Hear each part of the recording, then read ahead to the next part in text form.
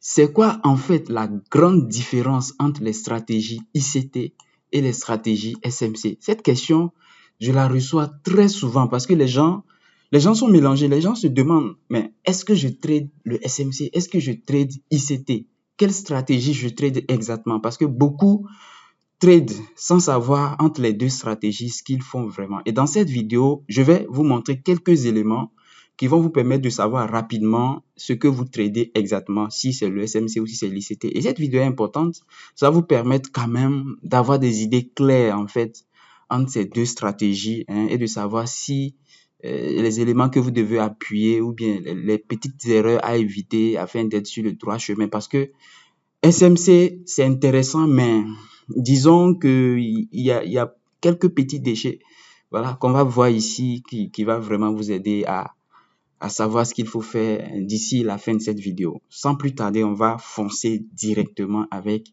vraiment la différence entre ces deux stratégies-là. D'abord, il faut comprendre que ICT, en fait, c'est le nom d'une stratégie. C'est le nom d'une stratégie. Vous voyez? Et SMC, c'est aussi, en fait, le nom aussi d'une stratégie. Bon, disons que ce sont des noms d'ensemble de stratégies. Voilà, disons ça comme ça. Quand on dit ICT, en fait, il y a plusieurs stratégies qui composent, en fait, ce concept d'ICT. Et exactement aussi, quand on parle de SMC, il y a plusieurs concepts qui composent le SMC. Vous voyez, plusieurs stratégies également. ICT, en fait, c'est la stratégie source. Et c'est ce que j'ai mis ici, c'est la stratégie source. C'est-à-dire que c'est la stratégie mère, en fait. C'est de cette stratégie-là que proviennent les stratégies SMC. Vous voyez? Donc, ICT, c'est en fait l'ensemble de stratégies qui a été mis en place par ce monsieur-là qu'on appelle Michael Joe quelque chose. C'est lui, en fait, qui est le fondateur des stratégies ICT.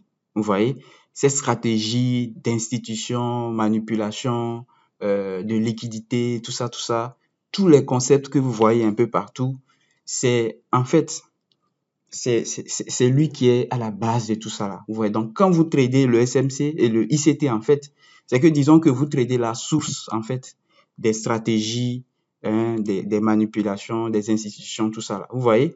Maintenant, les stratégies SMC sont des stratégies dérivées en fait. Donc ce qui s'est passé, c'est que les élèves d'ICT, les personnes au début, lorsque ICT a lancé ses stratégies, il y a très longtemps, quand il formait les gens, et il a fait des formations, il a vendu des formations très chères d'ailleurs. Ces formations étaient même à $20 000. C'est immense, c'est vraiment immense. Et moi, quand j'ai entendu le prix de la formation, j'étais vraiment très étonné. Et surtout qu'actuellement, le contenu de la formation est déversé sur sa chaîne YouTube. Il a déversé tout le contenu. Et par rapport au prix, c'est vraiment très discutable. Mais ça peut se comprendre parce que c'était à un moment où il sortait nouvellement la chose, personne n'entendait parler de stratégie d'institution, tout ça là. Même si, bien avant les stratégies SMC-ICT, il y avait quand même des stratégies de manipulation qui existaient, comme le stop hunt, que beaucoup connaissent déjà, comme le turtle soup, aussi qui est très connu. Et il s'était même le dit qui s'est aussi beaucoup inspiré du stop hunt et du turtle soup pour pouvoir mettre en place ces différentes stratégies-là. Maintenant, ce qu'on a constaté, c'est que les premiers élèves, en fait, les élèves de ICT, les élèves de, bon, souvent, souvent, au lieu de dire, et vous allez remarquer ça très souvent, au lieu de dire Michael Joe, tout ça là, on dit souvent ICT, même pour désigner la personne qui a mis en place cette stratégie. Vous voyez, cette stratégie-là. Donc, ce qui s'est passé, c'est que les élèves, en fait, les élèves de ICT, en fait, la plupart des élèves de ICT, ceux qui ont acheté la formation à $20 000 ou même ceux qui ne l'ont pas fait, qu'est-ce qu'ils ont fait? Ils ont créé SMC. ICT, il n'était pas vraiment populaire sur YouTube avant, il n'était pas du tout populaire sur YouTube. Donc, souvent, ce qui s'est passé, c'est que la plupart des élèves comment dire là, de ICT, en fait, ils ont ils ont rendu populaire, en fait, les concepts. Ils ont rendu populaire toutes les stratégies, comment dire, ICT, parce que eux ils trouvaient ça vraiment comme une révolution. Parce que, voilà, on vous dit que vous tradez comme les banques, tout ça, tout ça. Donc, ça fait vraiment sexy, en fait, comme stratégie. Donc, ça fait que les gens ont propagé sérieusement les stratégies ICT. Ça fait que c'est pour ça que c'est très populaire aujourd'hui. Les gens ont propagé sérieusement les stratégies ICT, tout ça là.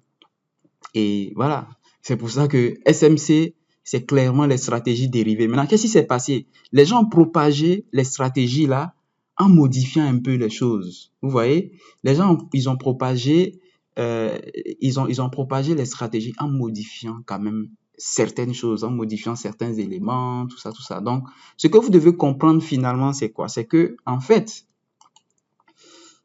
ICT est le créateur, en fait, de toutes ces stratégies, comme je l'ai dit. Il est le créateur de ces stratégies-là. Mais quand même, il est sérieusement controversé. Quand moi j'ai fait des recherches, j'ai vu qu'il est controversé depuis très longtemps. En fait, c'est même pas aujourd'hui, depuis très longtemps. C'est vrai que moi-même, je critique aussi certains concepts. Hein. Il est très controversé parce il y a beaucoup de concepts qu'il utilise, qu'il prétend avoir créé, qui quand même sont des choses vraiment élémentaires qui n'ont pas besoin d'être des concepts. Vous voyez, des choses comme par exemple le breaker block, la mitigation block, même les order blocks.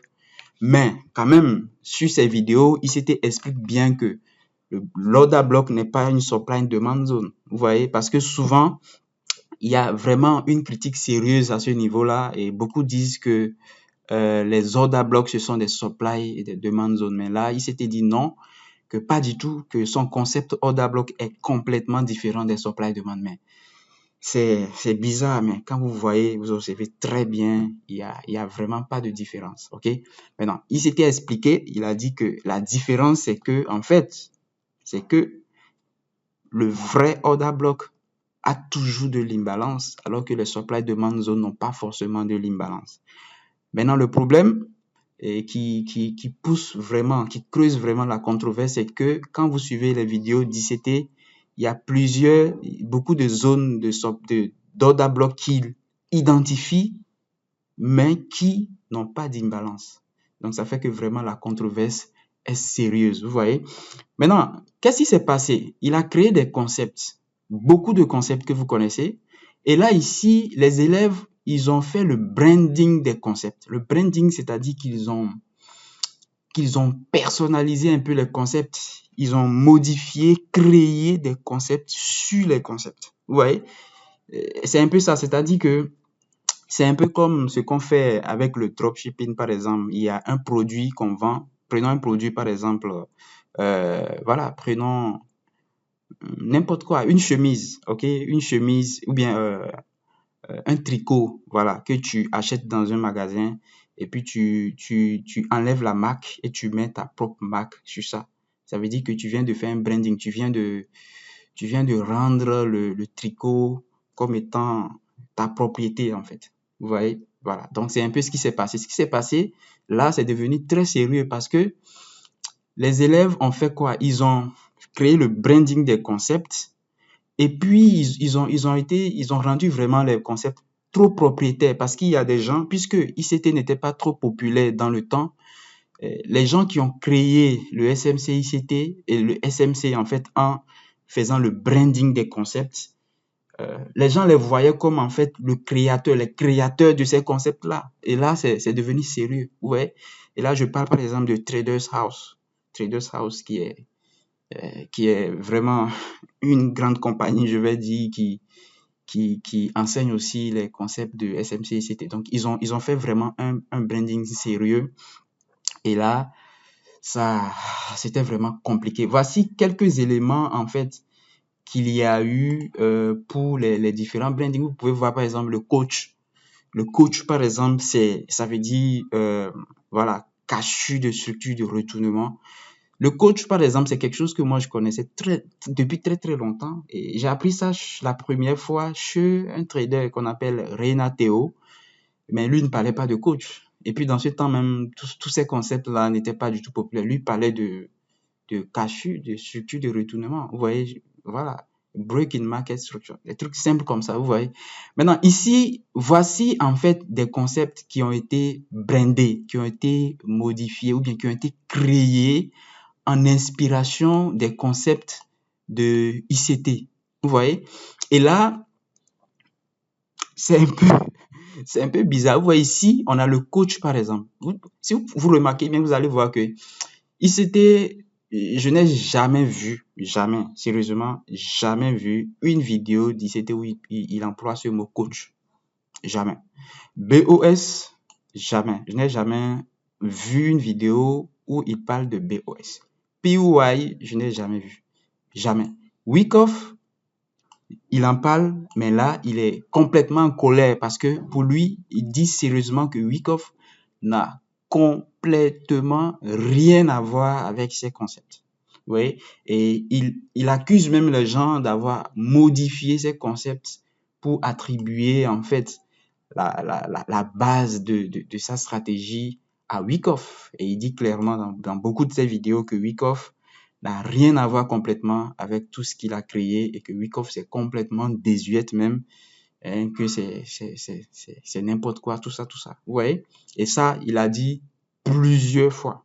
Donc, il y a beaucoup d'autres concepts, c'est pour ça que j'ai mis des points de suspension, beaucoup d'autres concepts que j'ai peut-être oubliés. Il y a par exemple, pour désigner les POI, il y a beaucoup de noms, hein. Je connais d'autres noms comme Banca Block, Banca Block, tout ça, pour désigner en fait toujours les order blocks ou bien les supply demand zones, tout ça, tout ça. Donc, en fait, tout ça, ce sont des brandings. C'est des brandings, en fait, des noms créés pour pouvoir,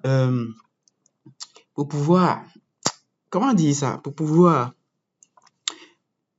se donner, en fait, cette, je suis perdu.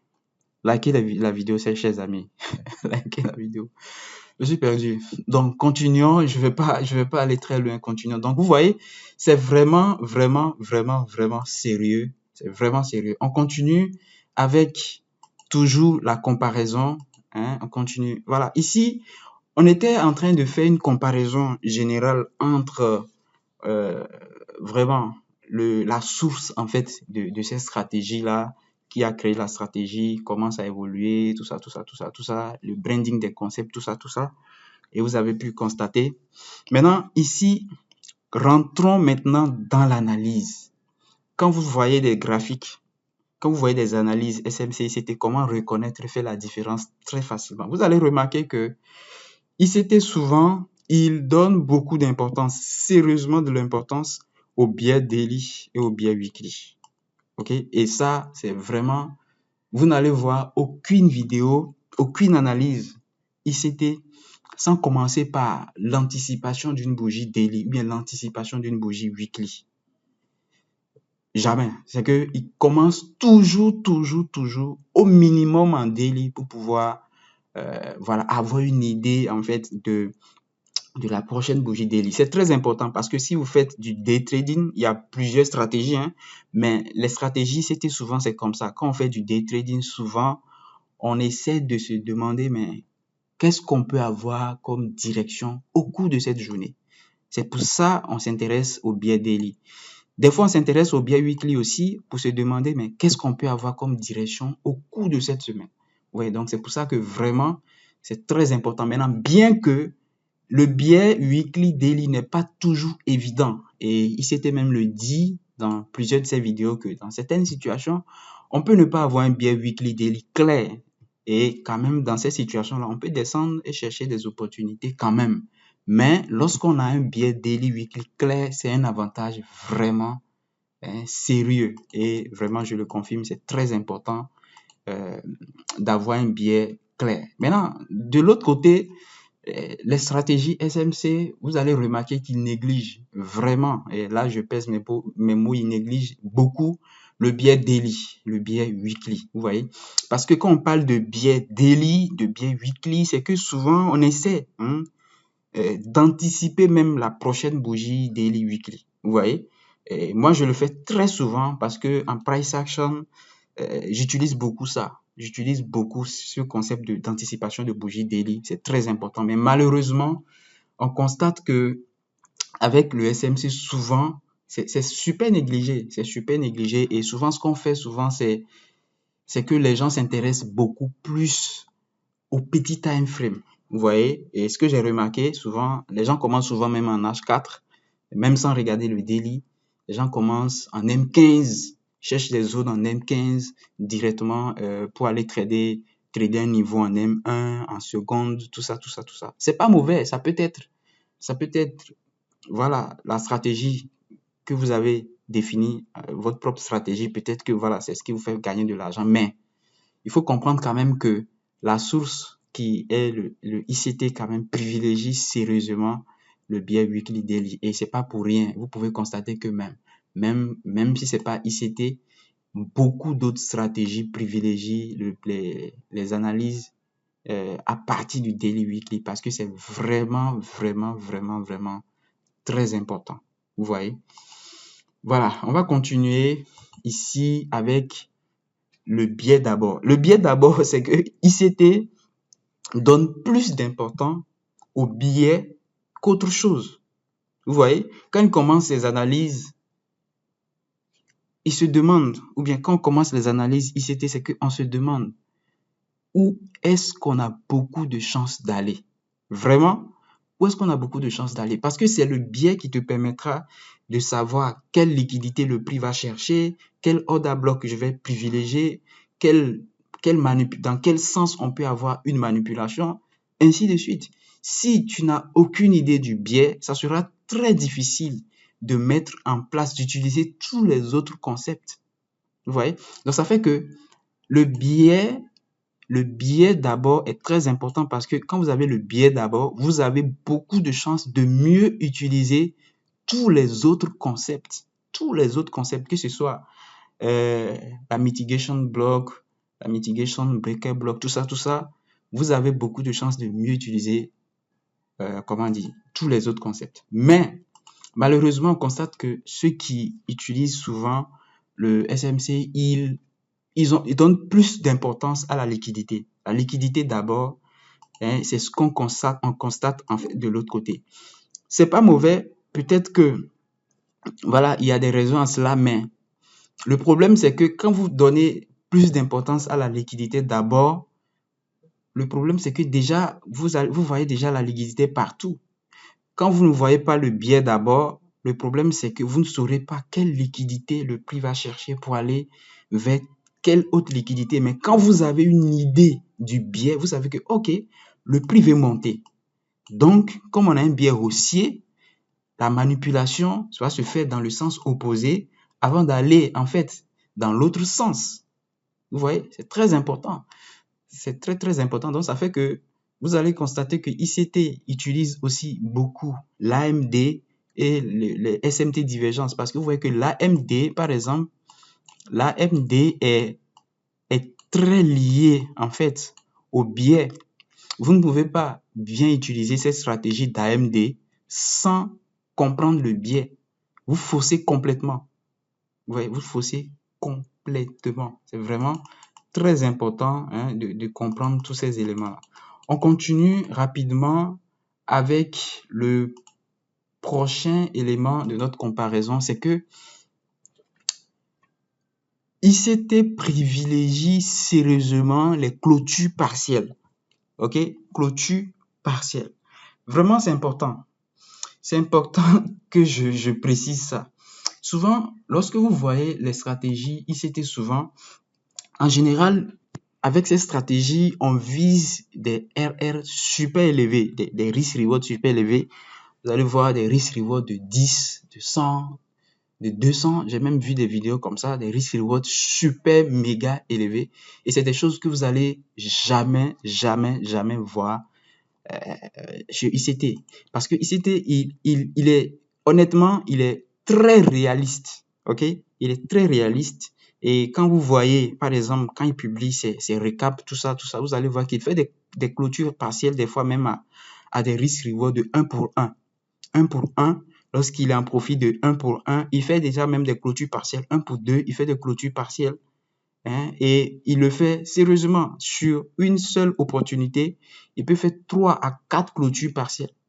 Vous voyez, donc il récupère du profit sérieusement. Et malheureusement ici souvent, on ne fait pas vraiment de clôture partielle avec le SMC et souvent on vise des risk-reward super élevés, et ce qui n'est pas vraiment une bonne idée. Mais c'est pas mauvais, ça peut être quand même votre stratégie, ça peut être ce que vous visez, il n'y a pas de problème à cela. Mais ce qu'il faut faire souvent, c'est que lorsque vous visez des risk-reward super élevés, il faut avoir un plan pour ça. Il faut avoir un plan pour pouvoir récupérer des gros risk-reward. Vous voyez? Parce que ça sert à rien d'être en position. Vous êtes en position, vous rentrez pour un risk reward de 1 pour 10. Le prix vous fait quoi? Vous déclenche, il vous donne 1 pour 2 et il revient prendre votre SL. Alors qu'il y avait 1 pour 2. 1 pour 2, c'est pas du tout petit. À 1 pour 2, lui, il a déjà fait une clôture partielle, il a récupéré quelque chose et vous êtes à 1 pour 2, vous ne faites rien et le prix revient vous sortir. Et vous pouvez faire cet exercice et prendre des stop loss jusqu'à peut-être 5 fois. Alors que sur les 5 opportunités, les 5 tentatives, vous étiez allé peut-être minimum à 1 pour 2. Vraiment, il faut vraiment se poser des vraies questions. Vous voyez, c'est vraiment très important. Donc, lorsque vous avez des risques reward très élevés, c'est pas mauvais, mais il faut avoir vraiment des plans pour ça. C'est très important. D'autres éléments, en fait, que je dois préciser, c'est que souvent, que j'ai pas forcément noté ici, souvent vous allez voir que chez ICT quand même, il a des stop loss super logiques. Vraiment, des stop loss super logiques. Mais en SMC, souvent vous allez voir qu'il y a vraiment des stop loss super exagérés, ok? Vous allez voir des stop loss super exagérés, stop loss à 1 pips, stop loss à 2 pips. Et ICT ne recommande pas ça du tout. Je pense qu'il a eu à faire comme une vidéo comme ça, une vidéo où il avait montré comment avoir des gros risk reward, mais malheureusement les gens ont mal compris et les gens mettent ça même en avance en fait comme argument marketing, hein, pour pouvoir voilà, argument marketing, hein, pour pouvoir mettre en avant leur stratégie que voilà, on peut avoir des stop loss super serrés pour des gros risk reward, ce qui n'est pas vraiment une bonne idée. Vous voyez?